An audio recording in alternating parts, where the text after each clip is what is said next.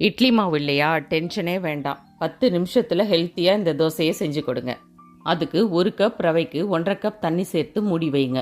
ரவை ஊறுறதுக்குள்ள 2 உருளைக்கிழங்க தோல் சீவி மிக்சியில் சின்ன சின்னதாக கட் பண்ணி அரைச்சி எடுத்துக்கோங்க. ஊறின ரவையோட 1.5 கப் கோதுமை மாவு சேர்த்துக்கோங்க. அது கூட 4 கப் தண்ணி சேர்த்து மாவை கட்டி இல்லாமல் கரைச்சி எடுத்துக்கோங்க. கரைச்ச மாவு கூட அரைச்ச உருளைக்கிழங்கையும் சேர்த்து நல்லா மிக்ஸ் பண்ணிக்கோங்க. ஜீரகம் 1 டேபிள் ஸ்பூன், 1 டீஸ்பூன் பெருங்காயத்தூள், மாவுக்கு தேவையான அளவுக்கு உப்பு சேர்த்து நல்லா கலந்து விடுங்க. மாவை நல்லா கலந்த பிறகு 1 கைப்பிடி முருங்கைக்கீரை சேர்த்துக்கோங்க. கடைசியாக பொடியாக நறுக்கின வெங்காயம் கருவேப்பிலை சேர்த்து நல்லா கலந்து விட்டுக்கோங்க. உங்களுக்கு தேவைப்பட்டால் இன்னும் கொஞ்சம் தண்ணி கூட சேர்த்துக்கலாம். கல் சூடானதும் மாவை பரவலாக ஊற்றி எடுங்க. மேலே சில்லி ஃப்ளேக்ஸ் தூவி விடுங்க.